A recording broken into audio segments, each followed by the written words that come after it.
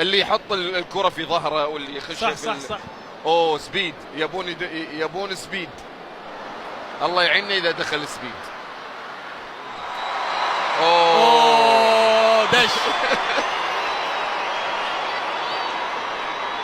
انا مكان الحكم ما يصير يدخل قانونيا، ما يصير يدخل. لا انا مكان الحكم انهي المباراه الحين، اشوف او انهي شوط المباراه الاول واشوف رده فعل سبيد كيف راح تكون في ارضيه الميدان.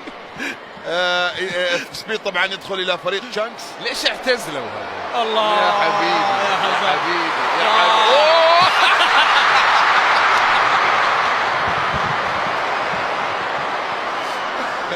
ما في فايدة. اوكي والله ما في فايدة، ما في فايدة، ما في ابدا ابدا. الواحد شلون يشوف ضاعت؟ بس هذه استعاده الكره تحسب له. اوكي السهله لا، السهله راحت ضاعت على يعني سبيد. انت تتابع افضل لاعب في العالم وتلتقي بافضل لعيبه العالم وماسك بلندور في يدك. بالضبط. وما خليت حفل ما رحت، وما خليت فيديو ما رحت. هذه كرة دروجبا في المدرج اللاعبين القدامى او حتى صناع المحتوى لما الله دخلوا يغربل ابليسك. تعال. الله يغربل ابليسك يا سبيد. هذا كاكا، يعور كاكا بس. هذا كاكا يا سبيد.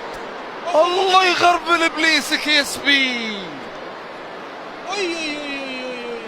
هذا كاكا يبا في فار ولا ما في فار؟ لو في فار طرد. هذا لازم يطرد. انا لو لو في فار من وين دروجبا؟ وين دروجبا؟ قرنيه تحسه لاعب فرنسي قديم معتزل. ها راح خلاص. سبيد برا.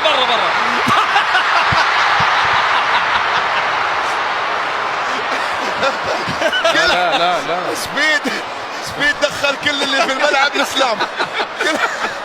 كلهم اسجدوا.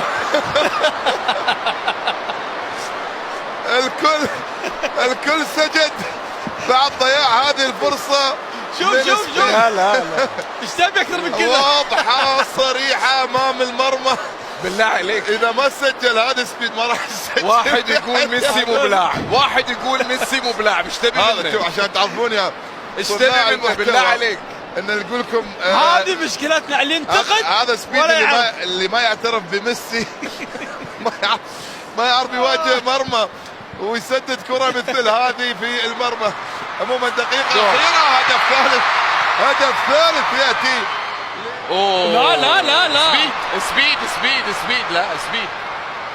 سبيد لأن سبيد حاول. هاي مخلينا. لا انسى شيء اسمه كرة. انسى شيء اسمه كرة. شوف لا. عملوا لهم قاعدة جماهيرية، جمهورهم كبير جدا. اطلع يبا اطلع. بدله؟ ايه ايش قلت لك ارسل فقر عصب؟ لا راح يرجع بعدين، بس يرتاح شوي.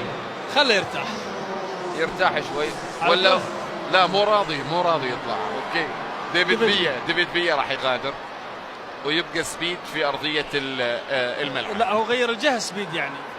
راح مكان ديفيد فيا.